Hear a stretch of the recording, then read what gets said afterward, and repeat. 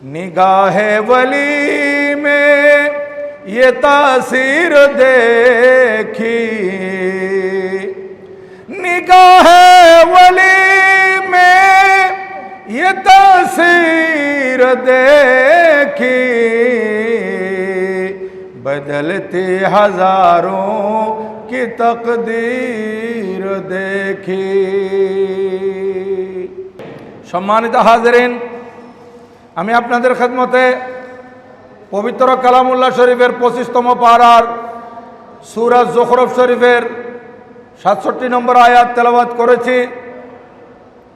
আউলিয়া ইকরামের আলোচনা, আউলিয়া ইকরামের শানে বয়ান করার উদ্দেশ্যে, যেহেতু আজকের জুমায় আমার বিষয় হচ্ছে হুজুর কেবলা গৌসে জমা বানিয়ে জশ্নে জুলুস ঈদে মিলাদুন নবী সাল্লাল্লাহু আলাইহি ওয়াসাল্লামা ও বানিয়ে গৌসিয়া কমিটি সৈয়দি সনদি মখদুমি আল্লামা সৈয়দ মোহাম্মদ তৈয়ব শাহ রহমতুল্লাহ আলাইহির জীবন কর্ম ও কারামত, এ বিষয়ে আমি আপনাদের খেদমতে আলোচনা করার মানুষে কুরআনুল করিম থেকে একটি আয়াত বেছে নিয়েছি।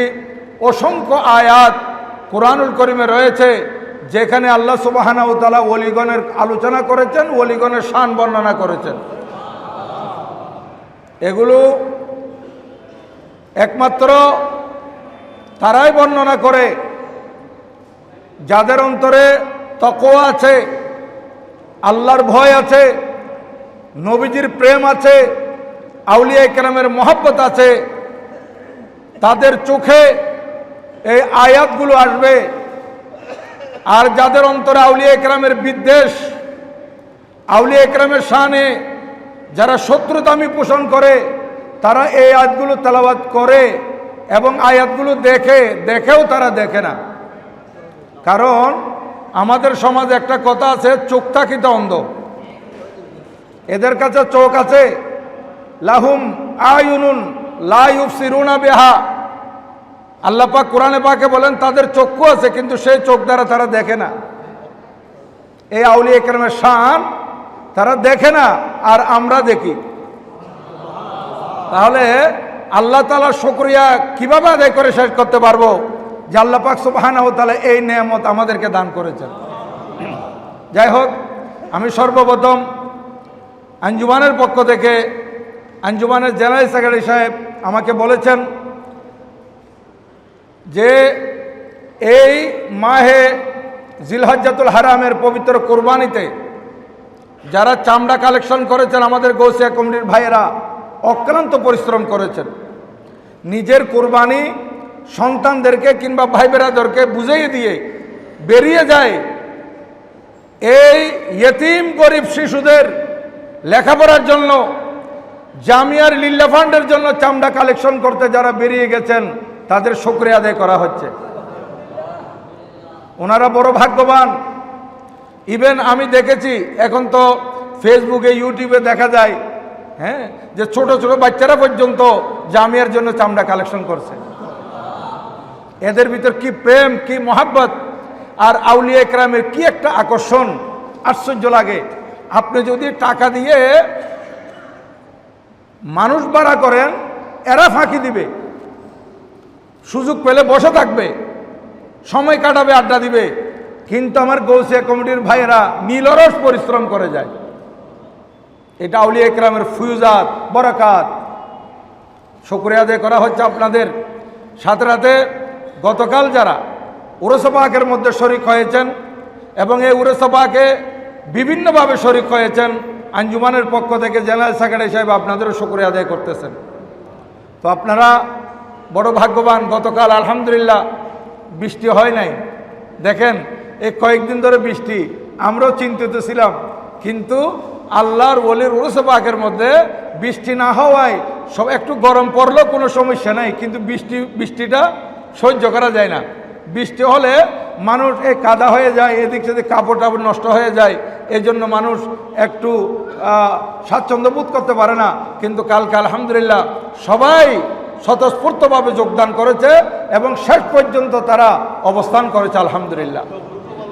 জি আলহামদুলিল্লাহ। গতকাল তবরুক বন্টনও খুব সুন্দর হয়েছে।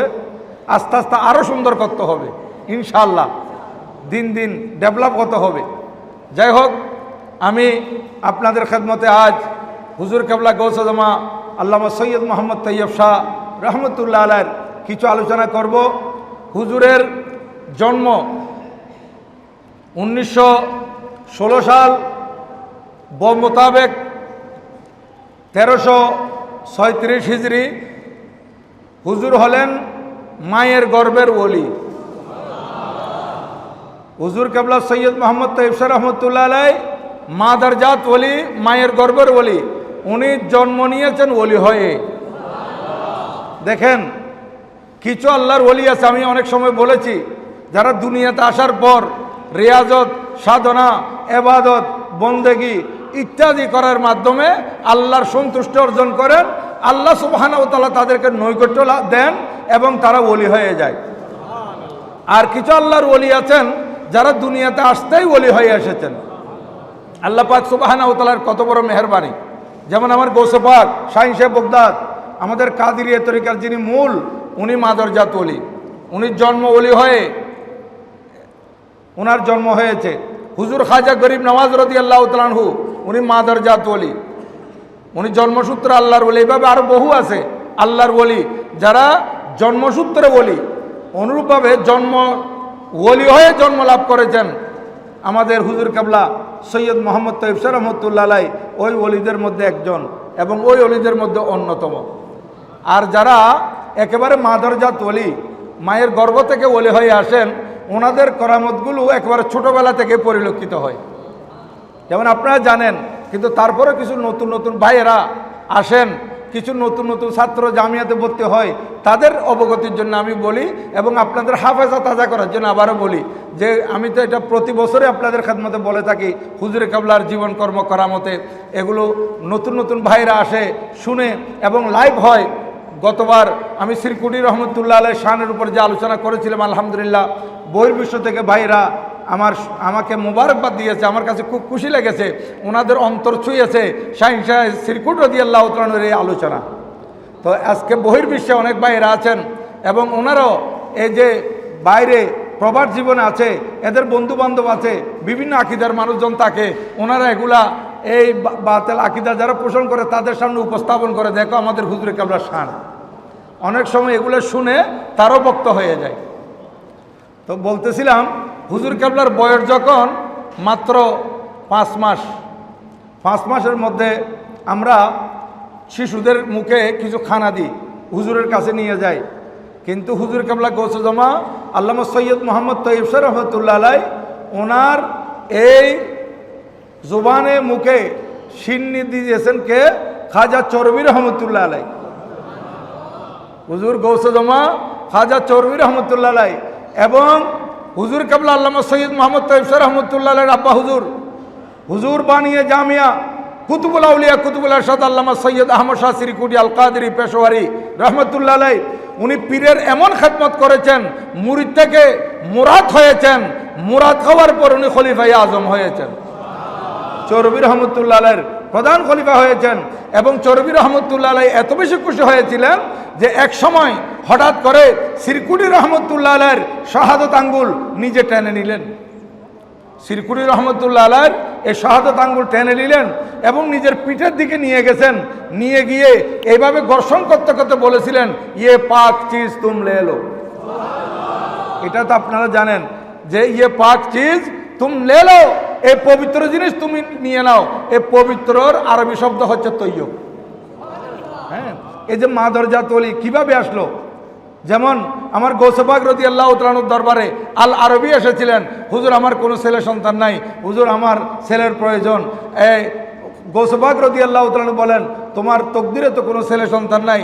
বলো, হুজুর তকদিরে ছেলে সন্তান না থাকলেও আল্লাহর কাছে দেওয়ার ক্ষমতা আছে, আপনার কাছে চাওয়ার ক্ষমতা আছে। আপনি তো আল্লাহর ওলি। তখন শাহীন সাহেব বগদাদ রাদিয়াল্লাহু তাআলা বলেন, আমাকে আল্লাহ পাক অনেক সন্তান দিয়েছে, যাও আমার একটা সন্তান আমি তোমাকে ট্রান্সফার করে দিই। হ্যাঁ, অনুরূপভাবে উনি বলেছিলেন, আমি আমার পিঠ থেকে জামা উঠাচ্ছি, তুমি তোমার পিঠ থেকে জামা উঠাও এবং তোমার পিঠটা আমার পিঠের সাথে লাগিয়ে দাও। এভাবে বিজ্ঞান যেমন উন্নতি লাভ করতেছে, মোবাইল থেকে মোবাইল, ব্লুটুথের মাধ্যমে, শেয়ারিটের মাধ্যমে একটা থেকে একটার মধ্যে যেমন ট্রান্সফার হয়, এগুলো আসছে থেকে আল্লাহর ওলিদের করামত থেকে বৈজ্ঞানিকরা গবেষণা করছে। দেখেন ইয়া রাসূলুল্লাহ জিন্দাবাদ জিন্দাবাদ জিন্দাবাদ। তাহলে দেখেন, আজ সেদিন আল আরবি রাদিয়াল্লাহু তাআলা আনহু, আমার গৌসে পাক রাদিয়াল্লাহু তাআলা আনহুর পিঠ মোবারকের সাথে যখন ওনার পিঠ লাগিয়ে দিলেন, শাহিন শাহ বগদাদ রাদিয়াল্লাহু তাআলা বলেন, আমার একটা সন্তান আমি এই আল আরবি তোমাকে দিয়ে দিলাম, যাও এই সন্তান যখন ভূমিষ্ঠ হবে, ছেলে সন্তান হবে, আর তার নাম রাখবে আমার নামে মহিউদ্দিন। এই মহিউদ্দিন ইবনুল আরবি আজকে তাসাউফের কত বড় ইমাম, আমার গৌসে পাক রাদিয়াল্লাহু তাআলা আনহুর রুহানি সন্তান। দেখেন, এই খাজা চরবি রহমতুল্লাহ আলাইহিও এইভাবে দেখিয়ে দিলেন, সিরকুটি রহমতুল্লাহ আলাইহি শাহাদাত আঙ্গুল পিঠের মধ্যে ঘর্ষণ করে একটা সন্তান দিয়ে দিলেন, অথবা রুহানিভাবে দিয়ে দিলেন। দেখেন, এইভাবে এই গৌসে পাক রাদিয়াল্লাহু তাআলা আনহুর রুহানি সন্তান মহিউদ্দিন ইবনুল আরবি, আমার হুজুর কেবলা সৈয়দ মোহাম্মদ তৈয়ব শাহ রহমতুল্লাহ আলাইহি, উনি শাহিন শাহ সিরকুটের সন্তান, আবার ওইদিকে চরবি রহমতুল্লাহর রুহানি সন্তান। দেখেন, এইদিকে হুজুর চরবি রহমতুল্লাহ এসেছেন, শিরনি খাওয়াবেন। আমরা তো এই ছোটো বাচ্চাকে কোলে নিই, আদর করি, অনেক সময় কান্নাকাটি করে, আমরা তাদেরকে আদর যত্ন করে আস্তে করে কিছু কিছু দোয়া কালাম পরে ওই শিরনি তাদের মুখে দেই। কিন্তু চরবি রহমতুল্লাহ আলাইহি দুনিয়াবাসীকে প্রমাণ করতেছেন যে এই বাচ্চা সাধারণ কোনো বাচ্চা নয়, এই বাচ্চা হচ্ছে মা দরজাত ওলি। এই জন্য বলেছেন, এই বাচ্চা তুমি যদি শিরনি না খাও, আমরাও খাচ্ছি না। तुम अगर न खाओगे तो हम भी ना खाएंगे, তুমি না খেলে আমরা খাবো না। এই কথা বলার দেরি হুজুর কেবলা সৈয়দ মোহাম্মদ তৈয়ব শাহ রহমতুল্লাহ আলাইহিকে আরেকজন এই শিরনি উঠাইয়ে খাওয়াই দিতে হয় নাই। এই 5 মাসের শিশু নিজের আঙ্গুল শিরনির ভিতর ঢুকিয়ে, শিরনির ডেকের ভিতর ঢুকিয়ে শিরনি নিয়ে নিজে খেয়ে ফেললেন। এটা জন্মগত বলি, এর প্রমাণ। বয়স মাত্র 2 বছর, এগুলো সব আপনারা জানেন। তারপরে নতুন ভাইদের জন্য বলতেছি, বয়স মাত্র 2 বছর বা 2 বছরের কম, এখনও দুধ ছাড়ানো হয় নাই, মায়ের দুধ পান করতেছেন, মায়ের বুকের দুধ। এই গেলেন চরবি রহমতুল্লাহ দরবারে, আম্মাজান মহিলারা পর্দার ভিতর আছে, আর চরবি রহমতুল্লাহ তকরির করতেছেন। হঠাৎ উনি বেলায়েতের নজরে দেখলেন এ ছোট্ট বাচ্চা দুধ পান করার জন্য আম্মার কাছে বারবার চাচ্ছে, আম্মা থেকে দুধ পান করবে, কিন্তু এই বাচ্চাকে তো সব জায়গায় আর দুধ দেওয়া যায় না, দুধ পান করানো যায় না, নির্জন স্থানে যেতে হয়। এই মহিলাদের ভিতর কিভাবে দুধ পান করাবে? চরবি রহমতুল্লাহ আলাইহি ওখান থেকে আওয়াজ করে বলেন, বাচ্চা তুম বড় হো গিয়া, তুম দুধ মত পিও। এ তৈয়ব শাহ, তুমি বড় হয়ে গেছো, তুমি আর দুধ পান করো না। এই আওয়াজ যখন হুজুর কেবলা তৈয়ব শাহ রহমতুল্লাহ আলাইহি শিশু ওনার কানে আসলো, সাথে সাথে শান্ত হয়ে গেলেন, আর মাকে দুধ পান করার জন্য একবারের জন্য বলেন নাই, চান নাই, কোনো ইশারা করেন নাই। এই যতক্ষণ পর্যন্ত চরবি রহমতুল্লাহ আলাইহির দরবারে ছিলেন, দুধের কোনো আলোচনা নাই, বাচ্চার দুধ চাওয়ার কোনো এই ধরনের কোনো আলামত পাওয়া যাচ্ছে না। শেষ পর্যন্ত যখন বাড়িতে গেলেন, আম্মা যান বাচ্চাকে দুধ পান করাবেন, বাচ্চা কথা বলে, একটু একটু কথা বলে, বলে মা মাই দুধ নেই পিউঙ্গা, আম্মা আমি দুধ পান করবো না। কেন? যে बाजी ने मना किया, हुजूर कबला निषेध करेছেন, और बाजी ने कहा कि मैं बड़ा हो गया। হুজুর কেবলা চরবি রহমতুল্লাহ বলেছেন, আমি বড় হয়ে গেছি, তা আমি আর দুধ পান করব না। আমাদের মা বোনেরা সন্তানের দুধ ছাড়ানোর জন্য কত কিছু করতে হয়, কত কিছু সাহারা নিতে হয়, কিন্তু আজ চরবি রহমতুল্লাহ একটা জবানের বাণী, তৈয়ব শাহ রহমতুল্লাহ আলাইহি শিশু আর দুধ পান করেন নাই। দেখেন, আমি আপনাদের খেদমতে আরজ করতেছি যে বাচ্চার বয়স মাত্র, শিশু তৈয়ব শাহ রহমতুল্লাহ আলাইহি 4 বছর। আব্বাজান মসজিদে যাচ্ছেন, আব্বা কিধর কা ইরাদা হে, কাহা জানা হে, আব্বা আপনি কোথায় যাচ্ছেন, কোথায় ইচ্ছা করেছেন যাওয়ার? বলে मैं মসজিদ में जा रहा हूँ। বলে वहाँ क्या मिलता है? আমি মসজিদে যাচ্ছি। প্রশ্ন করলেন ওখানে কি মিলে, কি মিলা যায়? বলছে वहाँ আল্লাহ মিলতা है, ওখানে আল্লাহ পাওয়া যায়, আল্লাহ সাক্ষাৎ পাওয়া যায়। তখন তৈব শাহ হুজুর কেবলা বললেন, মুঝে ভি আল্লাহ সে মিলনা হে। আব্বা হুজুর, আমি আল্লাহর সাথে সাক্ষাৎ দিতে চাই, আমাকেও মসজিদে নিয়ে যান। 4 বছরের বয়সের শিশু মসজিদে যাওয়া আসা আরম্ভ করে দিলেন আল্লাহ সন্তুষ্ট অর্জনের জন্য। আর রেঙ্গুন যাওয়ার আগে কোন এক সময় হিন্দুস্তান এসে, তখন তো হিন্দুস্তানে ছিল, ওই আজমির শরীফ এসেছিলেন। আজমির শরীফ অখণ্ড ভারতবর্ষ, হ্যাঁ, মুত্তাহেদা ভারত। তখন আজমির শরীফ এসেছেন। এদিকে হুজুর সৈয়দ আহমদ শাহ সিরকুটি রহমতুল্লাহ আলাই আজমির শরীফ ভিতরে জিয়ারত করতেছেন, আর হুজুর সৈয়দ মোহাম্মদ তৈব শাহ রহমতুল্লাহ উনি ছোট্ট শিশু, উনি এদিক সেদিক হাঁটাচলা করতেছেন। হাঁটাচলা করতে করতে এক পর্যায়ে দেখলেন একজন নুরানি সুরতের ব্যক্তি এসে ওনার সাথে সুন্দর সুন্দর কথা বলতেছেন। নুরানি সুরতের একজন বৃদ্ধ ব্যক্তি, দাড়ি মোবারক একেবারে সাদা, চেহারা বড় নুরানি, উনি কথা বলতেছেন এই ছোট বাচ্চার সাথে। কথা বলতে বলতে হঠাৎ উনি চলে গেলেন। আর এদিকে সিরকুটি রহমতুল্লাহ আলাই জিয়ারত শেষ করার পর যখন বেরিয়ে আসলেন, হুজুর কেবলা সৈয়দ মোহাম্মদ তৈব শাহ রহমতুল্লাহ আলাই, উনি তো ছোট্ট, আব্বা হুজুরকে সব বলতে লাগলেন। আব্বা হুজুর, আপনি যখন জিয়ারত করছিলেন তখন এরকম নুরানি সুরতের একজন বৃদ্ধ ব্যক্তি আমাকে অনেক আদর করেছে, আমার সাথে অনেক কথা বলেছে, আমি ওনার সাথে অনেক কথা বলেছি। বলে, বাবা তুমি তো আওলাদ রসুল, এই গরিব নামাজ আওলাদ রসুল, তুমি যা ওনার দরবারে এসেছো, এই ছোট্ট শিশু আওলাদ রসুল, উনি খুশি হয়েছেন, উনি নিজেই তোমাকে দেখা দিয়েছেন, উনি হযরতে খাজা গরিব নওয়াজ, উনি গরিব নওয়াজ, তোমার সাথে সাক্ষাৎ দিয়েছেন তিনি। দেখেন হুজুর কেবলা সৈয়দ মোহাম্মদ তৈব শাহ রহমতুল্লাহ শান, উনি ছোট্ট বয়স 10 থেকে 11 বছর ওনার জীবনের মধ্যে আসতেছে। উনি যখন লেখাপড়া করতেছেন, ওনার ওস্তাদ একদিন স্বপ্নে দেখলেন আল্লাহর পেয়ারা মাহবুব সাল্লাল্লাহু আলাইহি ওয়াসাল্লামকে। ওই উস্তাদ প্রিয় নবীজিকে স্বপ্নে দেখলেন, আল্লাহর নবীজি ওনাকে সাক্ষাৎ দিয়ে বলতেছেন, আমার উম্মত, তোমার দরসের মধ্যে, তোমার পাঠশালার মধ্যে আমার একজন আওলাদ লেখাপড়া করে, তার একটু তুমি যত্ন নিও। আমার একজন আওলাদ আছে, আমার নবীজি নিজেই বলতেছেন ওই উস্তাদকে। আর নবীজিকে যদি কেউ স্বপ্নে দেখে, সেখানে সন্দেহের কোনো অবকাশ নাই। আমার নবীজিকে স্বপ্নে দেখলে সত্যিই দেখবে, নবীজিকেই দেখবে। মান রানি ফিল মানাম ফাকাদ রাআল হাক্কা লিআন্না শাইতানা লা ইয়াতামাসালু বি, কেননা শয়তান নবীজি সুরত ধারণ করতে পারে না। এই জন্য কোনো উম্মত যদি নবীজিকে স্বপ্নে দেখে, ঠিকই দেখবে। আপনারাও দেখতে পাবেন যদি আপনারা সেইভাবে ইস্তেখারা করেন এবং সেইভাবে উজু কালাম করে নফল নামাজ পড়ে, এশারের নামাজ পড়ার পর নফল নামাজ পড়ে আপনারা ঘুমান, সেইভাবে আমল করতে করতে দেখবেন আপনাদের হায়াতুন নবী দিদার হয়ে যাবে। এখন এই ওস্তাদ ঘুম ভেঙে গেল, সকালবেলা উঠে চিন্তা করতেছেন যে আমাকে তো দেখিয়ে দেওয়া হয় নাই আওলাদ রসুল কোনজন, কোন শিশু আওলাদ রসুল, ওইটা তো আমাকে বলা হয় নাই। এখন উনি পরীক্ষা করার জন্য ছাত্রদেরকে ডাকলেন। ছাত্র তো তত বেশি না, যা আছে আর কি, এগুলো প্রত্যেকটা ছাত্রের এক একজনের হাতে একটা একটা কমলা দিলেন পরীক্ষা করার জন্য।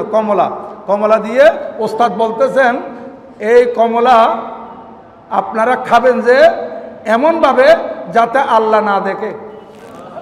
দেখেন ছোট্ট বাচ্চাদেরকে বলতেছেন আল্লাহ যাতে না দেখে সেইভাবে আপনারা খাবেন। আমার হুজুর কেবলা কয়েকটা দিয়েছেন তৈব শাহ হুজুর কেবলাকে, উনিও ছোট। এখন সবাই গোপনে গোপনে কোথাও এদিক সেদিক লুকিয়ে লুকিয়ে খাচ্ছে, ছোটো বাচ্চা তো, ওরা বলছে যে আল্লাহ দেখবে কিনা, আমরা লুকিয়ে খাই, লুকিয়ে। কারণ উস্তাদ যখন বলছেন আল্লাহ না দেখে মতো খেতে, আমরা একেবারে গোপনে চলে যাই। এ ছোট্ট বাচ্চা তো, আর তার ছোট্ট শিশু। এখন কিছুক্ষণ পরে দেখা যাচ্ছে হুজুর কেবলা তৈব শাহ রহমতুল্লাহ আলাই ওই কমলাটা নিয়ে চলে আসছেন উস্তাদের কাছে। বাকি ছাত্রদেরকে ডাকা হলো, তোমাদের কি খবর? বলে আমরা খুব লুকিয়ে লুকিয়ে খেয়েছি। তো আপনি খান নাই? বলে আমি কোথায় লুকাবো, আল্লাহ তো প্রত্যেক জায়গায় আছে। দেখেন এই ছোট্ট শিশু, মক্তবের শিশু, লেখাপড়া করে ছোট্ট বাচ্চা, দেখেন সেই সময় থেকে এই যে মাদারজাত ওলি বলছিলাম, মাদারজাত ওলির আলামত দেখেন যে তখন উস্তাদ বুঝে গেছেন ইনি আওলাদ রসুল। তখন থেকে ইজ্জত করতেন। যেখানে দৌরাই হাদিস যেখান থেকে পাশ করেছেন হুজুর কেবলা, হাদিসের সনদ যেখানে নিয়েছেন লায়ালপুরের মধ্যে, যে লায়ালপুরের মুহাদ্দিস আজম, সবচাইতে বড় মুহাদ্দিস, যে মুহাদ্দিসের নাম শুনলে বর্তমান যুগের মুহাদ্দিসদের লোম পড়ে যাবে, লোম কারা হয়ে যাবে, এরকম জবরদস্ত মুহাদ্দিস আমার হুজুর কেবলার উস্তাদ হুজুর কাবলা সৈয়দ মোহাম্মদ তৈয়ব শাহ রহমতুল্লাহ আলাইহি, উনি ওখান থেকে সনদে হাদিস নিয়েছেন। সনদে হাদিস নেওয়ার পরও দেখেন এই হজরতে সরদার আহমদুল্লাহ আলপুরি রহমতুল্লাহ আলাইহি মুহাদ্দিস আজম আলা হজরত কাবলার উনি খলিফা, আবার আলা হজরত কাবলার খলিফা। উনি আমার হুজুরে কাবলা যখন যতদিন ছাত্র ছিলেন ততদিন কিছু বলেন নাই। এখন ছাত্রত্ব যখন শেষ হয়ে গেল, সনদে হাদিস লাভ করেছেন, তার পরের বছর থেকে হজরতে সরদার আহমদুল্লাহ আলপুরি রহমতুল্লাহ যতদিন বেঁচে ছিলেন, হুজুর কাবলা সৈয়দ মোহাম্মদ তৈয়ব শাহ রহমতুল্লাহ আলাইহি যেহেতু তিনি আওলাদ রাসূল, সেই জন্য দাওয়াত করে আনতেন এবং মজলিসের মধ্যে প্রত্যেক বছর ছাত্রদেরকে দস্তারে ফজিলত দেওয়া হতো, পাকড়ি প্রদান করা হতো মুহাদ্দিসদেরকে। এই পাকড়িগুলো আমার হুজুর কাবলা সৈয়দ মোহাম্মদ তৈয়ব শাহ হুজুর কাবলার মাধ্যমে দিয়েছেন। দেখেন আজকে এই আওলাদ রসুল ওনার শান এবং মান, এবং উনি কত তসদিদি কাজ করেছেন। উনি আমাদের এই বাংলাদেশে সর্বপ্রথম এসেছিলেন 1942 সালে। 1942 সাল হুজুর কাবলা সৈয়দ আহমদ শাহ সিরকুটি রহমতুল্লাহ আলাইহি রেঙ্গুন যাওয়া বন্ধ করে দিয়েছেন। 41-এর পর থেকে এই বাংলাদেশে আসা যাওয়া আরম্ভ হলো। সর্বপ্রথম হুজুর কাবলা আল্লামা সৈয়দ মোহাম্মদ তৈয়ব শাহ রহমতুল্লাহ আলাইহি এসেছিলেন বাংলার জমিনে, তখন বয়স মাত্র 27 বছরের মতো আর কি এরকম। এখন সেই বছর হুজুর কাবলা আন্দরকিল্লা জামে মসজিদে খতম তারাবির ইমামতিও করেছিলেন জামে মসজিদে। দেখেন এই বছর তো গেল, এরপর থেকে ধারাবাহিক আর আসেন নাই। হুজুর কাবলা বানিয়ে জামিয়া হুজুর কাবলা তশরিফ আনতেছেন, কিন্তু আবার নিয়ে এসেছেন কবে? 1958 সালে, যে বছর হুজুর কাবলা লাস্ট সফর ছিল সিরকুটি রহমতুল্লাহ বাংলাদেশে, সেই বছর এখানে নিয়ে আসছেন। এবং চট্টগ্রামের কোনো এক দোকানে খতমে গৌসিয়া শরীফ চলাকালীন হুজুর কাবলা বললেন, আবি আবি আবি আবি মুঝ পর হুকুম হওয়া কে মাই তৈয়ব কো খেলাফত দো। এখন আমাকে নির্দেশ দেওয়া হয়েছে যে আমি যাতে তৈয়ব শাহকে খেলাফত দিয়ে দিই। দেখেন তৈয়ব শাহ হুজুরদের মাদারজাত ওয়ালি, এটা একদিন আব্বা হুজুর নিজেই বলেছিলেন আমাদের চট্টগ্রামে। তখন তৈয়ব শাহ হুজুর কাবলা তো 1942-এ এসেছিলেন, এরপরে আসছেন 58, মাঝখানে আর আসার নাই। আমাদের এক ভাই হুজুর কাবলা সিরকুটি রহমতুল্লাহের জন্য এক জোড়া জুতা সেলাই করেছেন, এক জোড়া জুতা বানিয়েছেন, আরেক জোড়া জুতা বানিয়েছেন তৈয়ব শাহ হুজুর কাবলা জন্য। সিরকুটি রহমতুল্লাহ বলেছিলেন আমার পায়ের যে মাপ এই তৈয়ব শাহ হুজুরেরও সেই মাপ আমার সন্তানের। এখন একই জুতা নিয়ে আসছে। এখন হুজুরের জন্য সিরকুটি রহমতুল্লাহর জন্য যে জুতা মোবারকগুলো সিলানো হয়েছে, বানানো হয়েছে, এগুলো যখন আনা হলো তখন বললেন হুজুর এগুলো একটু পায়ে দিয়ে দেখেন, কারণ জুতা বড় ছোটো হতে পারে। পায়ে দিয়ে দেখলেন না ঠিক আছে, মাপ নিয়ে গেছে, মাপ বরাবর সেলাই করে দিয়েছে যারা সেলাই করেছে। বলে হুজুর এই জোড়া এটা তৈয়ব শাহ হুজুর কাবলার জন্য, এগুলো আপনি একটু পায়ে দিয়েন। হুজুর কাবলা এমন রাগান্বিত হয়ে গেলেন, বলে খবরদার তৈয়ব মা দরজাত ওলি হে, তৈয়ব শাহ হচ্ছেন মা দরজাত ওলি, ওনার জুতা আমি পরতে পারবো না। দেখেন আব্বাজান কত এই সতর্কতা অবলম্বন করেছেন নিজের ছেলের ব্যাপারও, মা দরজাত ওলি। এই তৈয়ব শাহ রহমতুল্লাহ আলাইহি এইভাবে তারপর সেই ব্যর্থ হজেও গেছেন, আর আসেন নাই। হুজুর কাবলা সিরকুটি রহমতুল্লাহ আলাইহি একেবারে 61 সালে হুজুর ইন্তেকাল করেছেন সিরকুটি রহমতুল্লাহ আলাইহি। সেই বছর 40-এর মধ্যে আঞ্জুমানের দাওয়াতে হুজুর কাবলা এই তৈয়ব শাহ হুজুর রহমতুল্লাহ আলাইহি এখানে এসেছিলেন বাংলাদেশে চট্টগ্রামে। সেই থেকে শুরু করে একেবারে 70 পর্যন্ত আমাদের বাংলাদেশ স্বাধীন হওয়ার আগ পর্যন্ত ধারাবাহিক তশরিফ এনেছিলেন, ধারাবাহিক। হ্যাঁ, সেখানে আবার 68 ইংরেজির মধ্যে ঢাকা মোহাম্মদপুর কাদিরিয়া তৈয়বা প্রতিষ্ঠা হয়েছে 1968, ঢাকা মোহাম্মদপুর কাদিরিয়া তৈয়বা। আচ্ছা 70-এর পর থেকে এখানে তো এই দেশ স্বাধীন হয়ে গেল, হুজুর কাবলা আর আসেন নাই। এ না আসতে না আসতে প্রায় 6 বছর, 6 বছরের মধ্যে হুজুর কাবলা সে পাকিস্তান থেকে আঞ্জুমানের কর্মকর্তাগণকে নির্দেশ দিয়েছিলেন জশ্নে জুলুস করার জন্য। 1974-এ সর্বপ্রথম জশ্নে জুলুস এই বাংলার জমিনে, চট্টগ্রামের জমিনে বলুয়ার দিঘির পার থেকে বের হয়েছিল। আলহাজ নূর মোহাম্মদ আল কাদরি রহমতুল্লাহ আলাইহির সাদারতের মধ্যে এটা বের হয়েছিল। আর এই জুলুস এই জামিয়ার ময়দানে এসে ওয়াজ নসিহত মিলাদ কিয়াম সালাতু সালামের মাধ্যমে শেষ হয়েছিল প্রথম বছর। দ্বিতীয় বছর গেল, এবার তৃতীয় বছর হুজুর কাবলা তশরিফ আনা আরম্ভ করলেন। তৃতীয় বছর মানে 1976, মাশাআল্লাহ 1976 সালে হুজুর কাবলা আসলেন ধারাবাহিক 86 পর্যন্ত। 86 সালে তখন আমি এখানে ফাজিলে পড়ি। হুজুর কাবলার সাথে বড় বড় আলেমরা আসতেন, আমির আলী কাজিমি সাহেব আসছেন, আরও অনেক বড় বড় আলেমরা আসছেন।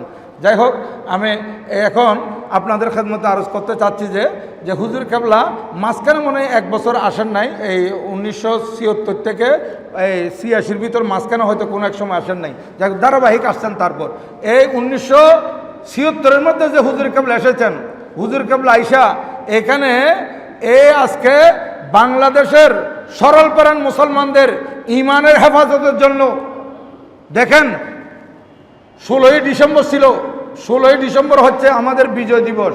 এই বিজয় দিবসের দিন হুজুরে কেবলা সুন্নিয়তের বিজয় করতেছেন। বিজয় দিবসের দিন আঞ্জুমানের মিটিং, ক্যাবিনেট মিটিংয়ের মধ্যে একটা প্রস্তাব দেওয়া হলো যে একটা ম্যাগাজিন বের করার জন্য। হুজুর কেবলা খুব খুশি হয়ে এই প্রস্তাব পাশ করলেন এবং ভাইয়েরা এর পরের মাস সন পরিবর্তন হয়ে গেছে, মাস মাত্র লাগানো ডিসেম্বর জানুয়ারি, কিন্তু ডিসেম্বর হচ্ছে 1976 আর এটা হচ্ছে 1977, সন পরিবর্তন হয়ে গেছে, কিন্তু দিন বেশি পাওয়া যায় নাই। তারপরে ভাইয়েরা এই 15-20 দিনের মধ্যে তরজুমানে আহলুস সুন্নাত বের করে ফেলেছে। আজকে সে তরজুমানে আহলুস সুন্নাত আমাদের ঈমান রক্ষা করার বড় হাতিয়ার।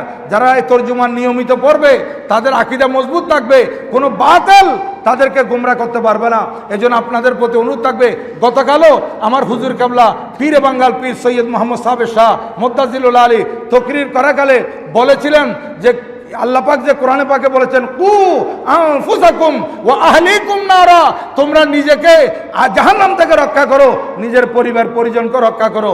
আমি যে আপনাদের খেদমতে বারবার বলে থাকি, আমরা শুধু সতর্ক থাকলে হবে না, আমরা শুধু সাইন্সাসির করে দরবারে আসা যাওয়া করলে হবে না, আমাদের আকীদা শুধু মজবুত থাকলে হবে না, আমাদের সন্তানদেরকে কোনো বাতিলরা গ্রাস করতেছে কিনা, বাতিলরা আমাদের সন্তানদের আকীদা নষ্ট করতেছে কিনা, সেটা আমাদেরকে লক্ষ্য রাখতে হবে।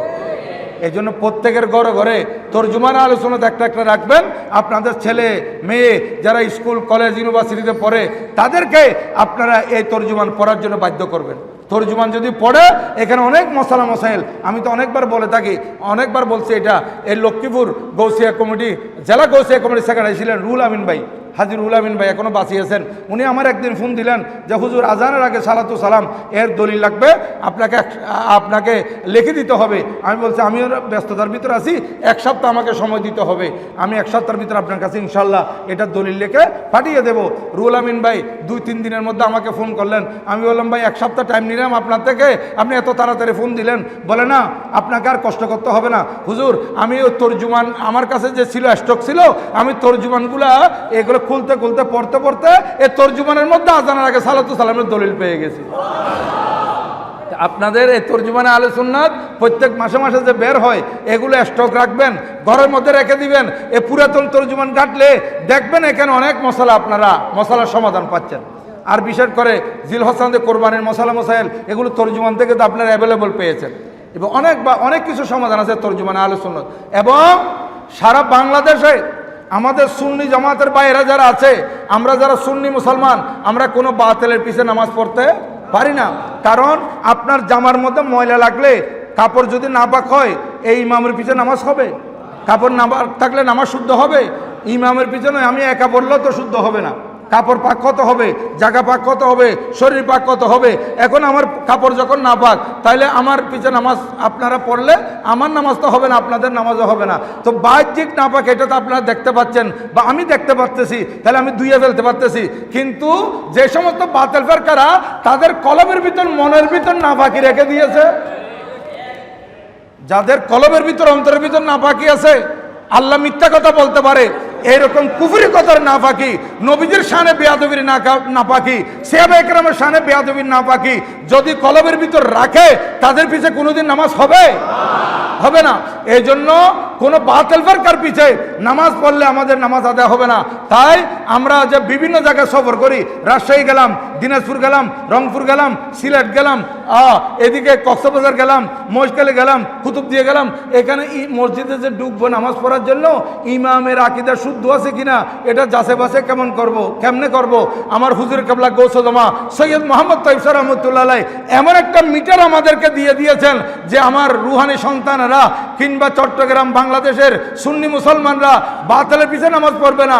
এরা মসজিদের মধ্যে ইমাম হক না না হক, ইমাম বাতিল না ইমাম সুন্নি, এটা যাচাই করার জন্য একটাই মিটার, সেটা হচ্ছে আজানের আগে সালাতু সালাম। আল্লাহু আকবার, ইয়া রাসূলুল্লাহ, জিন্দাবাদ জিন্দাবাদ। আমি একদিন ওই কি বলে এটা, আমাদের একটা মৌলানা সাহেবকে শহীদ করে দিল গাজীপুর, রইসুদ্দিন, মরহুম শহীদ রইসুদ্দিন, গাজীপুর। একবার গাজীপুরের মধ্যে আমি তকরির করতে গেলাম, এশারের আজানের আগে দেখতেছি সেখানে সালাতু সালাম চলতেছে। আমার মনটা কত বড় হয়ে গেল। আমি বলছি এখানে সালাতু সালাম, বলে এখানে হুজুর কেবলার মুরিদ আছে, এখানে সালাতু সালাম চলে। দেখেন, এই যে সালাতু সালাম যখন চলছে, তা আমাদের মনে আর চিন্তা করতে হয় কি হক না বাতিল, এটা চিন্তা করতে হবে। আজানের আগে যখন আমরা সালাতু সালাম দেখি, আজানের আগে যখন সালাতু সালাম শুনি, তখন নির্দেশে সেই মসজিদে আমরা ঢুকে যেতে পারি। এই কাজটা করেছেন হুজুর কেবলা। এবং আমাদের এখানে আজকে আমরা ইয়া নবী সালাম আলাইকা, আমার নবীজিকে সালাম দিই। নবীজি এই সালাম এই আল্লাহর দরবার থেকে নিয়েছেন, আল্লাহ পাক আমার নবীজিকে সালাম দিয়েছেন। সালাম দেওয়ার সময় বলেছিলেন আল্লাহ পাক সুবহানাহু ওয়া তাআলা মেরাজের রজনীতে, আসসালামু আলাইকা আইয়ুহান নবী, হে নবী আপনাকে সালাম। আমার নবীজিকে সালাম দিয়েছেন। আর নবীজি বলেন, আয় আল্লাহ, আপনার এত বরকত মণ্ডিত কুদরতের জবানের সালাম আমি একা নয়, আসসালামু আলাইনা ওয়া আলা ইবাদিল্লাহিস সালিহিন। আলাই না বলে নবীজি নিজের সাথে নিজের কমলির মধ্যে, নিজের নুরানি চাদরের মধ্যে সমস্ত গুনাহগারকে ঢুকিয়ে নিলেন। আমি এবং আমার সমস্ত গুনাহগার উম্মতের জন্য ওয়া আলা ইবাদিল্লাহিস সালিহিন, এবং সমস্ত সালেহিন নেককার বান্দাদের উপরে সালাম। এই জন্য মুস্তাফা জানে রহমত পেলাকু সালাম, এটা আমার হুজুরে কেবলা এখানে কায়েম করেছেন। ইয়া নবী সালামু আলাইকা, এটা সালাম দেওয়ার পর তারপরে পড়া হয় কি মুস্তাফা জানে রহমত পেলাকু সালাম, শামিআ বজমে হেদায়েত পেলাকু সালাম, এভাবে চলে। তাই হুজুরে কেবলার অনেক তসদিদি কাম, এই গৌসিয়া কমিটি বাংলাদেশ, এটা আমার হুজুরে কেবলার তসদিদি কাম। আজকে দেখেন সারা বাংলাদেশে নয়, বাংলাদেশ পেরিয়ে বিশ্বের কতটি ডিস্ট্রিক্টের মধ্যে গৌসিয়া কমিটির বাইরে খেদমত করতেছেন। আজকে গৌসিয়া কমিটিরা এই করোনার মধ্যে কত খেদমত করেছেন। করোনার কথা যখন আসছে, আবারও বলে দিই, গতকাল আমাদের চট্টগ্রাম সিটি কর্পোরেশনের মাননীয় মেয়র মহোদয় উনি একটু ইশারা করেছেন যে নতুন করে আবার কোভিড শনাক্ত হচ্ছে, নতুন করে করোনা শনাক্ত হচ্ছে। বরিশালে আরও কোথায় কোথায় ডাক, আমাদের চট্টগ্রামও শনাক্ত হয়েছে। আপনাদেরকে একটু সতর্ক হতে হবে। আপনারা বিভিন্ন জায়গায় যাওয়ার সময় মাস্ক ব্যবহার করবেন এবং জনসমাগম এড়িয়ে চলার জন্য একটু চেষ্টা করবেন। আর তিনি কালকে আরেকটা কথা বলেছেন, যেটা আমি আপনাদেরকে বিভিন্ন সময় বলেছি, সরকার নতুন রাস্তা করবে, সরকার খাল খনন করবে, সরকার আমাদের জন্য বড় বড় রাস্তা করবে। কিন্তু বড় বড় রাস্তা করার পর ডিভাইডার দিয়ে যদি দুই পাশে 4 লাইন করে 6 লাইন করে লাভ কি হবে? 4 লাইন 6 লাইনের মধ্যে যদি আমি এটা গাড়ির গ্যারেজ বানিয়ে ফেলাই, এখান থেকে দেখেন না, মুরাদপুর থেকে অক্সিজেন পর্যন্ত দেখেন দুই পাশে গাড়ির গ্যারেজ, এটা গাড়ির সারা রাত গাড়ি দাঁড়িয়ে থাকে। তা আগে গাড়িগুলো ওরা রাখতো না, কিন্তু সরকার রাস্তা বড় করতেছে, কিন্তু আমাদের পরিবর্তন হচ্ছে না। আমাদের মানসিকতার পরিবর্তন যদি না আসে, এই যে রাত্রে গাড়িগুলো দাঁড় করে রাখে রোডে, তাহলে কত গাড়ি অ্যাক্সিডেন্ট হওয়ার সম্ভাবনা। হ্যাঁ, তাহলে আর যে 4 লাইন করা 6 লাইন করা সে সুবল তো আমরা পাচ্ছি না, তো গাড়ি আর একটা খরচ খাবার সময় দাঁড়িয়ে যেতে হচ্ছে। তাহলে এইভাবে আমাদেরও পরিবর্তন হতে হবে। অনুরূপভাবে যে বড় বড় নালা নর্দমা, এবার আলহামদুলিল্লাহ আমাদের মুরাদপুরের মধ্যে পানি জমে নাই, মুরাদপুরে পানি হয় নাই, বিভিন্ন জায়গায় পানি হয় নাই। আমাদের মেয়র মহোদয় এটা ঘুরে ঘুরে দেখছেন। তাহলে এটা আমি বলবো, আপনারা এটা আপনাদেরকে এদিকে সতর্ক থাকতে হবে। আমি আমার ঘরের ময়লাগুলো যদি নালার মধ্যে ফেলি পলিথিন সহ, তাহলে নালা তো এমনও জাম হয়ে যাবে। হ্যাঁ, আপনারা নির্দিষ্ট জায়গায় রাখবেন, এগুলো নিয়ে যাবে। এগুলো লক্ষ লক্ষ টাকা ঘর ভাড়া, হ্যাঁ, এবং লক্ষ লক্ষ টাকা অনেক জমিদার ঘর ভাড়া পাচ্ছে। জমিদারদের মধ্যে 2-1 জন আমি এমনও দেখেছি যে তারা এত টাকা পাওয়ার পরও আলহামদুলিল্লাহ, তাদের কি শুকর আছে কি না জানি না, এরা ওই ময়লা যারা কালেকশন করে তাদেরকে মাসে 100 টাকা দিতে চায় না। না, আপনারা তো দেন, আমি 2-1 জনের কথা বলতেছি, আমি সবার কথা বলতেছি না। 2-1 জন আছে এরকম বখিল টাইপের, এত কৃপণ, এরা 100 টাকা ময়লা যারা কালেকশন করে তাদেরকে দিতে চায় না। ওই কি করে, এরা আস্তে করে উপর থেকে এদিক সেদিক তাকিয়ে ময়লাগুলো নালাতে ফেলে দেয়, নতুবা আরেকজনের বন্ডারের মধ্যে ফেলে দেয়। দেখেন কীরকম মারাত্মক খবিস মানুষ। এগুলোকে চিহ্নিত করতে হবে এবং এগুলোকে শুধরাইতে হবে। তো আপনাদেরকে বলবো, আপনার নালার মধ্যে কোনো সময় ময়লা ফেলবেন না। আপনারা যদি ময়লা ফেলে এটা নালার নর্দমা জাম করি, কষ্ট তো আমরাই পাবো। মেয়র সাহেব তো আর এদিকে আসতেছে না, মেয়র কষ্ট পাবে না, আমরা কষ্ট পাবো।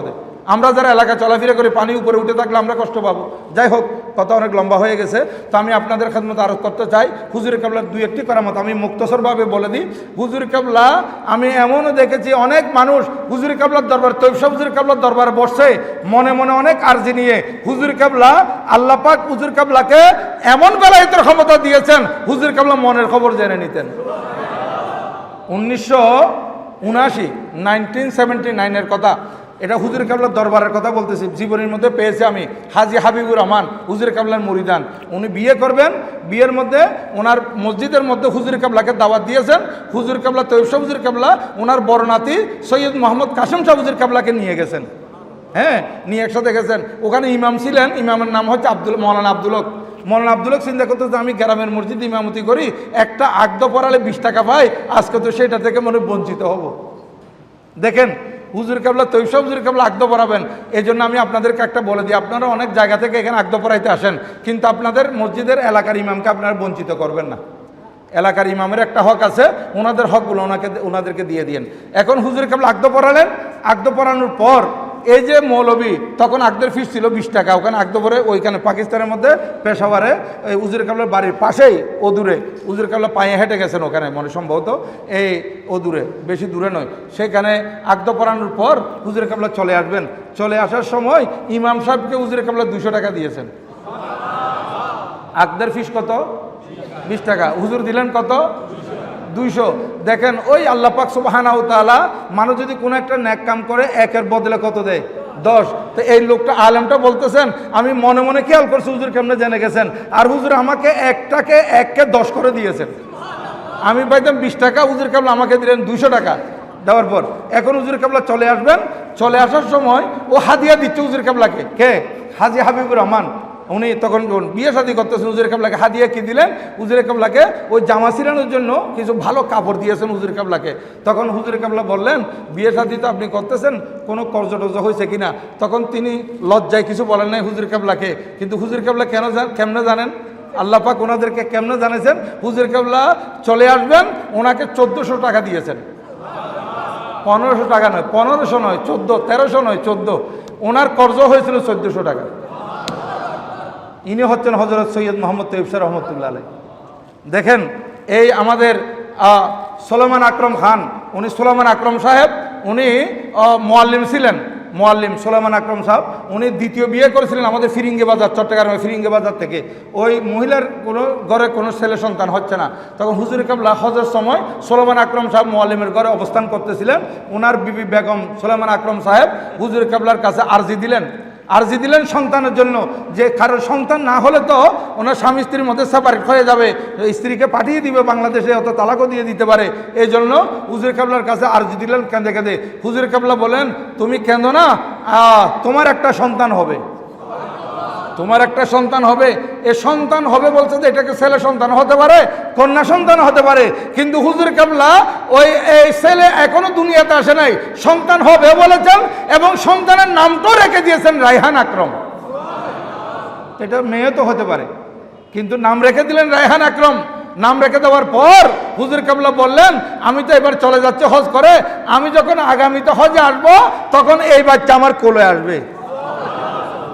আল্লাহর ওলিদেরকে আল্লাহ কেমন ক্ষমতা দান করেছেন, কেমন বেলায়েতের ক্ষমতা দান করেছেন। করামাতুল আউলিয়া হকুন, আউলিয়া কেরামের কারামত হক। আল্লাহ পাক সুবহানাহু ওয়া তাআলা এই মহান মনীষী, আধ্যাত্মিক জগতের উজ্জ্বল নক্ষত্র, বেলায়েতের তাজদার হুজুর কেবলা শাইন শেখ খেতাবত গৌসজামা আল্লামা সৈয়দ মোহাম্মদ তৈয়ব শাহ রহমতুল্লাহ আলাইহির রুহানি ফুয়ুজাত দিয়ে আমাদের সবাইকে মালামাল করুন, সবাই বলুন আমিন। সম্মানিত হাজিরিন, নামাজের ব্যাপারে একটা মশলা আমাকে অবশ্যই বলতে হচ্ছে। পঞ্জাগারে নামাজে যারা আসেন আপনারা খুব লক্ষ্য করবেন, আর যারা আপনারা এখানে আসছেন জুমাতে আসছেন আপনারাও লক্ষ্য করবেন। আমরা যে সিজদা দিই, সিজদার মধ্যে অনেক সময় দেখা যায় যে অনেকে পা উঠাই ফেলে, এটা একদম নিয়ম হয়ে গেছে, পা উঠাই ফেলে। সিজদার মধ্যে পা উঠাইলে পা দুইটা যদি উঠে যায় মাটি থেকে, আপনাদের নামাজ হবে না। ফতোয়ায়ে রজবিয়া শরীফের মধ্যে আছে, শুধু পা উঠানো নয়, পা কোথায় আছে? মাটিতে নখের উপর আছে। কিসের উপর বলেন? কিসের উপর? নখের উপর, অনেকে সোজা করে আঙ্গুলগুলো সোজা করে নখের উপর রাখে না, শুধু নখের উপর, পেট যদি না বাজে, আঙ্গুলের পেট এটা যদি মাটির সাথে না বাজে, শুধু নখের উপর যদি আপনি সিজদাত করেন তাও নামাজ হবে না। তা আমরা কষ্ট করে আসি নামাজ পড়ার জন্য, যদি নামাজ না হয়, এই জন্য এই মশলাটা একটু লক্ষ্য রাখবেন। আঙ্গুলের, আপনার পায়ের আঙ্গুলের পেট এটা মাটির সাথে লাগতে হবে এবং কমপক্ষে 6টা আঙ্গুল আপনারা পেট লাগাই দিবেন, ক্যাবলামুখী করে দিবেন, ক্যাবলামুখী করে পেটগুলো, আঙ্গুলের পেটগুলো মাটির সাথে লাগিয়ে দিবেন। হ্যাঁ, গিরের নিচে কাপড় যদি যায় এটা মকরুহে তাহরিমি, এটা মকরুহে তাহরিমি, ওয়াজিবুল আদা নামাজ, গিরের নিচে যদি কাপড় যায়। এই জন্য আমি বারবার বলি যারা নামাজ পড়েন আপনারা কমপক্ষে কাপড় ছিলানোর সময় সেদিকে একটু লক্ষ্য রাখবেন, গিরের নিচে যাতে কাপড় না যায়। তারপরে এটা বলছি, আরেকটা মশলা আপনাদেরকে বলতে হয়, এখানে অনেকে ফ্যানের জন্য বা ঠান্ডার জন্য এদিকে একটু গরম, এই জন্য এই কাতার 3টা হওয়ার পর আর দুইজন তিনজন মিলে আরও 3টা করে ফেলে, এদিকে 3টা ওইদিকে, মাঝখানে পুরা খালি। তো আপনারা যে কাতারগুলো করেন, এগুলো কাতার তো শুদ্ধ হচ্ছে না, আপনাদের নামাজ কেমন হবে? কাতার করতে হবে, মাঝখান থেকে ডানে বামে ছড়িয়ে যেতে হবে, মাঝখান থেকে ডানে বামে ছড়িয়ে যাবেন। তারপর আমি অনেকবার মানুষদেরকে বলি, ডাকি নিয়ে আসি, তারপরেও শুনে না, শুধু ঠান্ডার জন্য। তো আপনি এত নামাজ পড়তে আসছেন, এত আরামের জন্য, আরাম চাইলে কী হবে, কিছুক্ষণের জন্য নামাজ পড়তে আসতেছেন। আর বিশেষ করে আরেকটা মশলা হচ্ছে, এটা খুব জরুরি মশলা, নামাজ পড়ে মাগরিবের সময় আমাদের ভাইয়েরা আওয়াবিন পড়ে, পীর ভাইয়েরা, কিছু মানুষ আছে তারা আওয়াবিন পড়ে না, এরা তো চলে যাবে, এখন চলে যাবে যে আরেকজন সালাম ফিরানো পর্যন্ত অপেক্ষা করে না, এর নামাজের আগে দিয়ে চলে যায়। তো আপনি যে নামাজ পড়তে আসছেন, এই নামাজ পড়তে আসছেন কি আপনি নামাজ বরবাদ করার জন্য? হাদিসে পাকের মধ্যে কত শাস্তি আছে এটার ব্যাপারে জানেন? আমার নবীজি ইরশাদ করেন, যদি একজন নামাজের আগে মুসল্লি যাওয়াটা কত বড় অপরাধ, এটা যদি জানতো সে 40 বছর এক জায়গায় দাঁড়িয়ে থাকতো।